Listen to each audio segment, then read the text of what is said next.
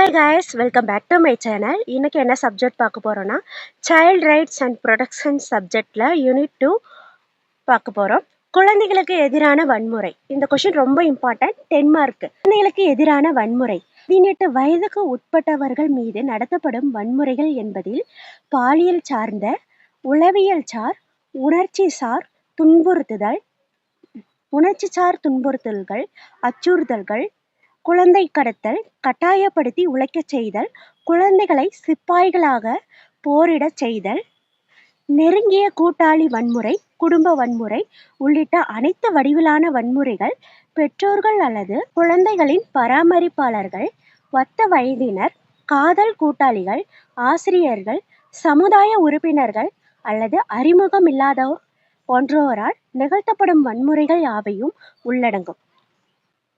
குழந்தைகளுக்கு எதிரான வன்முறை அப்படின்னா 18 வயசுக்குள்ள இருக்கிற எல்லாருமே குழந்தைகள் தான். அவங்களுக்கு என்னென்ன வன்முறைகள்லாம் நடக்குதுன்னா, பாலியல் சார்ந்த வன்முறைகள் நடக்குது, உளவியல் சார்ந்தனா சைக்காலஜா அவங்களுக்கு நிறைய பிரச்சனைகள் தராங்க இல்லையா, அது வரும். உணர்ச்சி சார் துன்புறுத்தல்கள், அச்சுறுத்தல்கள்ல புல்லிங் பண்றது, குழந்தைய கடத்திட்டு போறது, கட்டாயப்படுத்தி உழைக்க செய்தல்னா குழந்தை தொழிலாளர்களை அமர்த்துறாங்க இல்லையா, அது. குழந்தைகளை சிப்பாய்களாக போரிட செய்தல். இப்போ குழந்தைகளை இராணுவ படையில போர் செய்யறதுக்கு யூஸ் பண்றாங்க இல்லையா, அது ரொம்ப தப்பு. நெருங்கிய கூட்டாளி வன்முறைனா அவங்களுடைய ஃப்ரெண்ட்ஸ் சர்க்கிள் இருக்காங்க இல்லையா, அவங்களுக்கு தெரிஞ்சவங்க, அவங்களுடைய ஃப்ரெண்ட்ஸு, கூட்டாளினாவே ஃப்ரெண்ட்ஸு, அவங்களுக்குள்ள நடக்கக்கூடிய வன்முறைகள். குடும்ப வன்முறைகள்னா ஃபேமிலியில இருக்கக்கூடிய அபியூஸ். இது மாதிரி இருக்கக்கூடிய வன்முறைகள் குழந்தைங்களுக்கு ஏற்படுது. யார் மூலம் ஏற்படுதுன்னா, பேரண்ட்ஸாலையும் ஏற்படுது, குழந்தைகளை பராமரிப்பாளர்கள் கார்டியன் இருக்காங்க இல்லையா, அவங்களாலும் ஏற்படுது. ஒத்த வயதுனா ஒரே ஏஜ் குரூப் இருக்கக்கூடியவங்களுக்கும் இந்த மாதிரி வன்முறைகள் நடக்குது. காதல் கூட்டாளிகள்னா லவ்வர்ஸ்குள்ள வன்முறைகள் நடக்குது. ஆசிரியர்கள் குழந்தைகள் கிட்ட நடந்துக்கிறாங்க. சமுதாய உறுப்பினர்களோ இல்லை யாருமே தெரியாத ஒரு நபர் இந்த மாதிரி குழந்தைங்களுக்கு இப்போ பார்த்தோம் இல்லையா, இந்த மாதிரி வன்முறைகள்லாம் செய்கிறாங்க இல்லையா, இது எல்லாத்தையும் சேர்ந்ததான் குழந்தைகளுக்கு எதிரான வன்முறை அப்படின்னு சொல்றாங்க. உலக சுகாதார நிறுவனத்தின் படி 18 வயதுக்கு உட்பட்ட 2 குழந்தைகளில் ஒருவர் ஒவ்வொரு ஆண்டும் உடல்சார், பாலியல் சார் அல்லது உணர்ச்சி சார் வன்கொடுமை, புறக்கணிப்பு ஆகிய வன்முறை வடிவங்களில் ஏதோ ஒன்றுக்கு ஆளாகிறார்கள். இப்போ உலக சுகாதார நிறுவனம் என்ன சொல்லியிருக்காங்கன்னா, 18 வயசு இருக்கிற 2 குழந்தைங்கள்ல ஏதாவது ஒரு குழந்தைக்கு உடல்சாரோ பாலியல் வன்கொடுமை நடக்குது. உணர்வுசார் வன்கொடுமைகள், உடல்சார் வன்கொடுமை, புறக்கணிப்புனா மற்றவங்க கிட்ட இருந்து தள்ளி வைப்பாங்க இல்லையா, இந்த மாதிரி ஏதாவது ஒரு வடிவில் வன்கொடுமைகள் அந்த குழந்தைகளுக்கு நடந்துக்கிட்டு தான் இருக்கு அப்படின்னு இந்த நிறுவனம் சொல்லியிருக்காங்க. குழந்தை பருவத்தில் வன்முறையை அனுபவிப்பது குழந்தைகளின் வாழ்நாள் முழுவதும் அவர்களது ஆரோக்கியம் மற்றும் நலமுடன் மகிழ்ச்சியுடனும் இருத்தலை பாதிக்கிறது. இப்போ குழந்தை சின்ன வயசுல அபியூஸுக்கு ஆளானாங்கன்னா அப்போ அந்த வயசுல எவ்வளோ வலிகள் அவங்களுக்கு இருக்கும், அது வாழ்நாள் முழுவதுமே அந்த வலிகள் இருக்கும். அந்த ஞாபகம் இருக்கிறதுனால அவங்க தனியா ஒரு இடத்துக்கு போகும்போது பயப்படுவாங்க. அவங்க வாழ்நாள் முழுவதும் அதை நினைச்சு பயந்துகிட்டே இருப்பாங்க. அந்த மாதிரி பண்றதுனால நிறைய ஆரோக்கியத்துல நிறைய ப்ராப்ளம்ஸ் ஏற்படும். நலமுடன் அவங்கள ஹாப்பியா இருக்கவே மாட்டாங்க. ஏன்னா அடிக்கடி பயமா இருக்கும், யாரை பார்த்தாலும் பயப்படுவாங்க. எதுக்கு எடுத்தாலும் பயப்படும் போது அவங்களோட ஹாப்பினஸ்ஸை இருக்காம அவங்க லைஃபை வெறுத்து போற மாதிரி இருப்பாங்க. நீடித்த நிலையான வளர்ச்சிக்கான 2030 நிகழ்ச்சி நிரலில் 162 செயல் இலக்குகள் வன்கொடுமை, சுரண்டல், மனித கடத்தல், குழந்தைகளுக்கு எதிரான அனைத்து வடிவிலான வன்முறை மற்றும் குழந்தைகளை சித்திரவதை செய்தல் ஆகியவற்றை முடிவுக்கு கொண்டு வருவதை நோக்கமாக கொண்டுள்ளது. இப்போ 2030 ஒரு நீடித்த நிலையான வளர்ச்சின்னு சொல்லிட்டு ஒரு 162 இலக்குகள் நிர்ணயிக்கிறாங்க. இப்போ 2030க்குள்ள இந்த விஷயங்கள்லாம் தடுக்கணும், இது மாதிரி நடக்கக்கூடாதுன்னு சொல்லி ஒரு 162 செயல்களை சொல்லியிருக்காங்க. என்னென்னா வன்கொடுமை, சுரண்டல். இப்போ எந்த ஒரு குழந்தைங்களுக்குமே வன்கொடுமை நடக்கக்கூடாது. மனித கடத்தல்னா ஆள் கடத்திட்டு போறாங்க, குழந்தைகளை கடத்தக்கூடாது. குழந்தைகளுக்கு எதிரான அனைத்து வடிவிலான வன்முறைகள் நடக்கக்கூடாது. குழந்தைகளை சித்திரவதை செய்தல் ஆகியவை எல்லாத்தையுமே ஒரு முடிவுக்கு கொண்டு வரணும். இந்த மாதிரி நம்ம நாட்டில் நடக்கவே கூடாது அப்படின்னு சொல்லி இந்த இலக்குகளை நிர்ணயிச்சிருக்காங்க. இப்போ இது வரைக்கும் என்ன பார்த்தோன்னா, குழந்தைகளுக்கு என்னென்ன வன்கொடுமை நடக்குது, இது யாரால நடக்குதுங்கிறத பார்த்துட்டோம். இதுதான் முக்கியமான 10 மார்க். தமிழ்நாட்டில் நிலவும் குழந்தைகளுக்கு எதிரான வன்முறையின் பல்வேறு வடிவங்களும் போக்குகளும். குழந்தைகளுக்கு எதிரான வன்முறைகள் என்னென்னலாம் நடக்குதுன்னா, அச்சுறுத்துதல், மிக நெருங்கிய கூட்டாளி, பாலியல் வன்முறை, இளைஞர் வன்முறை, குடும்ப வன்முறை, உணர்ச்சிசார் உளவியல்சார் வன்முறை, மோசமாக நடத்தல். இது எல்லாமே குழந்தைகளுக்கு எதிரான வன்முறை. இந்த மைண்ட் மேப்பை வந்து நீங்க வேற ஏதாவது டிசைன் போட்டு கூட எழுதலாம். மோசமாக நடத்தல் கொடுமையான தண்டனைக்கு உட்பட்ட. இது உடல்சார், பாலியல்சார், உளவியல்சார், உணர்ச்சிசார் வன்முறையையும் பெற்றோர்கள், பராமரிப்பாளர்கள் மற்றும் இதர பொறுப்பு மிக்கவர்களால் இளங்குழந்தைகள், குழந்தைகள் மற்றும் குமரப்பருவத்தினர் புறக்கணிக்கப்படுவதையும் உள்ளடக்கியுள்ளது. பேரண்ட்ஸாலையும் இருக்கலாம், கார்டியன் இருக்காங்க இல்லையா, அவங்களாலேயோ இல்லைன்னா யாருன்னு தெரியாத ஒரு நபராலேயோ இல்லை பொறுப்பு மிக்கவர்கள், அந்த குழந்தைங்க வந்து இவங்களோட பொறுப்பு அப்படின்னு சொல்லி வளர்ந்து விட்டுருவாங்க, இவங்களோட பொறுப்பு தான் இந்த குழந்தை அப்படின்னு சொல்லி இருப்பாங்க இல்லையா, அவங்களாலேயோ இந்த குழந்தைங்களுக்கோ இளம் குழந்தைங்களுக்கோ குமரப்பருவத்தில் இருக்கிறவங்களுக்கு இவங்களுக்கெல்லாம் உடல் சார்லையோ இல்லை பாலியல் வன்கொடுமைகள், ஏதாவது உணர்ச்சி சார் உளவியல் சார் வன்முறைகள் எல்லாத்தையும் உள்ளடக்கியது தான் குழந்தைகளுக்கு எதிரான வன்கொடுமை. இப்போ குழந்தைகள் வந்து சின்ன குழந்தைங்கள உடல் சார்ந்த வன்முறைகள்னா என்னன்னா, அடிக்கிறது, துன்பப்படுத்துறது, முட்டி போட வைக்கிறது, திட்டிக்கிட்டே இருக்கிறது, அந்த மாதிரி உடல் சார் பிரச்சனைகள். இப்போ பாலியல் சார்னா பாலியல் வன்கொடுமை நடத்துறது, அது மாதிரி. பெரும்பாலும் இது வீட்டிலும் பள்ளிகளிலும் ஆதரவற்றோர் இல்லங்கள் போன்ற அமைப்புகளில் நிகழ்கிறது. இந்த மாதிரி பிரச்சனைகள்லாம் வீட்டில இருந்து ஸ்கூல்ல, ஆதரவற்ற இல்லங்கள்ல, இந்த மாதிரி இடத்துலலாம் நடந்துக்கிட்டு தான் இருக்கு அப்படின்னு சொல்லியிருக்காங்க. அச்சுறுத்தல், இணையவழி அச்சுறுத்தல் உட்பட. இது வந்து புல்லிங்னு சொல்லுவாங்க.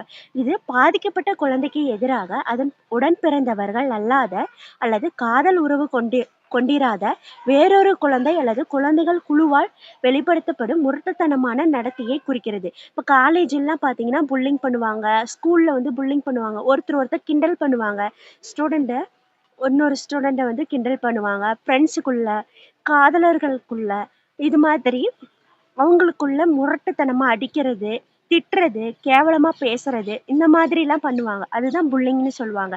இது பெரும்பாலும் குழந்தைகள் அதிக அளவில் ஒன்றாக கூடும் பள்ளிகள் பிற சூழ்நிலைகளிலும் இணையவழி தொடர்புகளிலும் உடல்சார், உளவியல் சார் அல்லது சமூகம் சார் தீங்குகள் மீண்டும் மீண்டும் ஏற்படுவதை உள்ளடக்கியுள்ளது. இது வந்து எங்கெங்கெல்லாம் அதிக அளவுல நடக்குதுன்னா, பள்ளிகள்ல, ஸ்கூல்ல வந்து ஸ்டூடெண்ட்டுக்கு நிறைய ஸ்டூடெண்ட் பார்த்தீங்கன்னா கிண்டல் பண்ணிக்குவாங்க, ஒருத்தர்கிட்ட ஒருத்தர் வந்து கிண்டல் பண்ணுவாங்க, நீ குண்டா இருக்க, குண்டு குண்டுன்னு கூப்பிடுவாங்க. இந்த மாதிரி நிறைய நானே பார்த்துருக்கேன். பிற சூழ்நிலைகளில் இணையவழி தொடர்புகளில், இணையவழினா இன்டர்நெட் நிறைய யூஸ் பண்ணுறோம் இல்லையா, இன்டர்நெட், வாட்ஸ்அப்பு, ஃபேஸ்புக்கு, இன்ஸ்டாகிராம், அது இதுன்னு யூஸ் பண்ணுறோம். இப்போ அதில் கூட நம்ம உடல் சார்ந்து உளவியல் சார், சமூக சார், இந்த மாதிரி தீங்குகள்லாம் ஏற்படுது. இது எல்லாமே சேர்ந்தது தான் அச்சுறுத்தல். மிக நெருங்கிய கூட்டாளி வன்முறை அல்லது குடும்ப வன்முறை, டொமஸ்டிக் வயலன்ஸ். இது நெருங்கிய கூட்டாளி அல்லது முன்னாள் கூட்டாளியால் ஏற்படும் உடல்சார், பாலியல்சார், உணர்ச்சிசார் வன்முறையை உள்ளடக்கியது. அதாவது நம்ம க்ளோஸ் ஃப்ரெண்ட்ஸுக்கு, நம்மளுடைய க்ளோஸ் ஃப்ரெண்ட்ஸு, முன்னாள் ஃப்ரெண்ட்ஸு, இவங்க மூலமா ஏற்படக்கூடிய வன்முறைகளை வந்து இது உள்ளடக்கியது. இதில் ஆண்களும் கூட பாதிக்கப்பட்டாலும் நெருங்கிய கூட்டாளி வன்முறை அளவுக்கு அதிகமாக பெண்களையே பாதிக்கிறது. ஆண்களுக்கு பாதிப்பு இருக்கு, ஆனா ஆண்களை விட பெண்களுக்கு அதிக அளவு பாதிப்பை ஏற்படுத்துகிறது. இது பொதுவாக சிறுமிகளுக்கு எதிராக அவர்களது குழந்தை திருமணத்திலும் சிறுவயது கட்டாய திருமணங்களிலும் நிகழ்கிறது. இப்போ சின்ன சின்ன குழந்தைங்களுக்கு அவங்களுக்கு வந்து நடக்குது, குழந்தை திருமணத்திலும் சிறுவயது கட்டாய திருமணங்களிலும் இது மாதிரி நடக்குது. காதல் வயப்பட்ட ஆனால் திருமணம் செய்து கொள்ளாத குமர பருவத்தினரிடையே ஏற்படும் வன்முறை சில நேரங்களில் காதல் சந்திப்பு வன்முறை என அழைக்கப்படுகிறது. இப்போ டேட்டிங் வயலன்ஸ், இப்போ டேட்டிங் போகும்போது அவங்களுக்குள்ள சண்டை ஏற்பட்டு அவங்களுக்குள்ள வன்முறைகள்லாம் நடக்குது இல்லையா, அதுவும் இதில் சொல்லியிருக்காங்க. இது எல்லாம் சேர்ந்தது தான் வன்முறை. அடுத்து பாலியல் வன்முறை, செக்ஸுவல் வயலன்ஸ். இது ஒப்புதல் இல்லாமல் பாலுறவு கொள்ளுதல் அல்லது முயற்சிக்கப்பட்ட பாலியல் தொடர்பு மற்றும் உடல் தொடர்பு சம்பந்தப்பட்ட பாலியல் தன்மை கொண்ட செயல்கள் சம்மதிக்கவோ அல்லது மறுக்கவோ முடியாத ஒருவர் மீது பாலியல் சார் ஆழ்கடத்தல் செயல்கள் நிகழ்த்தப்படல், இணையவழி பாலியல் சுரண்டல் ஆகியவற்றை உள்ளடக்கியது. இதில் என்ன சொல்றாங்கன்னா, ஒருத்தரோட விருப்பமே இல்லாமல் அவங்கள வந்து ரேப் பண்ணுறாங்க இல்லையா, அது, அப்புறம் அவங்களுடைய சம்மதமே இல்லாம மறுக்க முடியாத ஒருவர் மீது பாலியல் சார் கடத்தல்.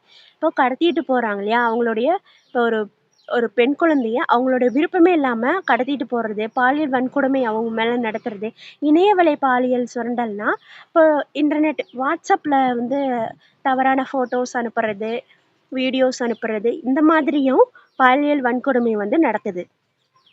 உணர்ச்சிசார் அல்லது உளவியல் சார் வன்முறை. இது குழந்தையின் நகர்வுகளை கட்டுப்படுத்துதல், இழிவுபடுத்துதல், கேலி செய்தல், அச்சுறுத்தல் மற்றும் பிற உடல்சார் வடிவங்களில் பகைமையுடன் அல்லது வன்மத்துடன் நடந்தல் ஆகியவை உள்ளடக்கியது. ஒரு குழந்தை இன்னொரு குழந்தையவோ இல்ல ஒரு ஹியூமன் ஒரு சைல்டு கிட்ட இழிவா பேசுறது, கேலி செய்யறது, திட்டிக்கிட்டே இருக்கிறது, அடிக்கிறது, அச்சுறுத்துறது, உடல்சார் வடிவங்கள பகைமையுடன் வன்மத்துடன் நடந்தல். அந்த குழந்தைங்கள டச் பண்றது, கேலி செய்யறது, அப்புறம் அந்த குழந்தைங்கள வந்து எங்கேயுமே போகாம ரெஸ்ட்ரிக்ஷன் பண்றது. நீ எங்கேயும் போகக்கூடாது, இங்கதான் இருக்கணும் அப்படின்னு சொல்லிட்டு அவங்கள கட்டாயப்படுத்தி எங்கேயுமே போகாம வீட்டுக்குள்ளேயே அடைச்சி வைக்கிறது, இழிவு கேவலமா பேசுறது, திட்டிக்கிட்டே இருக்கிறது, அடிக்கிறது, இது எல்லாமே உணர்ச்சிசார் உளவியல் சார் வன்முறையில அடங்கும். குடும்ப வன்முறை டொமஸ்டிக் வயலன்ஸ். குழந்தையின் குடும்பத்துக்கு உள்ளேயும் வன்முறை நிகழலாம். பெற்றோர், குடும்பத்தில் உள்ள பிற உறுப்பினர்களிடம் உள்ள மது, போதைப்பொருள் பழக்கம், குழந்தைகள் உள்ளிட்ட நெருங்கிய உறவு கொண்டோர் மீது உடல்சார் மற்றும் உளவியல் சார் தாக்கலாக வெளிப்படக்கூடும்.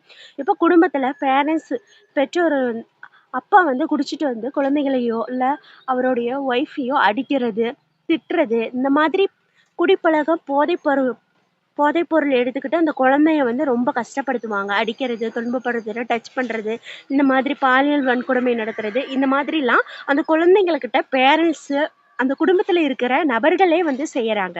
இதெல்லாம் குடும்ப வன்முறையில வரும். இளைஞர் வன்முறை யூத் வயலன்ஸ். 10 முதல் 29 வரை உள்ள இளம் நடுத்தர வயதினரிடையே மற்றும் இளம் குமரப்பருவத்தினரிடையே குவிந்து காணப்படுகிறது. இது பெரும்பாலும் சமுதாய சூழல்களில் அறிமுகமானவர்களுக்கு இடையே மற்றும் அந்நியர்களுக்கு இடையே நடைபெறுகிறது. இளைஞர் வன்முறை அப்படின்னா 10 to 29 வயசுக்குள்ள இருக்கிறவங்களாம் நடுத்தர வயதினர், இளம் குமரப்பருவம் அப்படின்னு சொல்லுவோம் இல்லையா? அவங்க வந்து சமுதாய சூழல்ல யாருன்னே தெரியாத நபரோடையோ ஏதாவது ஒரு வன்முறை வந்து நடக்கும். அச்சுறுத்துதல், ஆயுதம் கொண்டு, துப்பாக்கி, கத்தி போன்ற ஆயுதங்கள் கொண்டு அல்லது ஆயுதம் இல்லாமல் உடல்சார் தாக்குதல் நடத்துதல், கும்பல் வன்முறை ஆகியவை உள்ளடங்கும். இப்போ இளைஞர்கள்லாம் சேர்ந்து கும்பலா போய் ஒரு இடத்துல வன்முறைப்படுத்துறது, யாராவது கத்தி காட்டி மிரட்டுறது, துப்பாக்கி காட்டி மிரட்டுறது, உடல்சார் தாக்குதல், அடிக்கிறது, கட்டையால் அடிக்கிறது, இந்த மாதிரி பண்றதெல்லாம் இளைஞர் வன்முறைகள்ல வரும். இந்த கொஸ்டின் உங்களுக்கு புரிஞ்சதுன்னா நம்மளோட சேனலை சப்ஸ்கிரைப் பண்ணுங்க. Thanks for watching.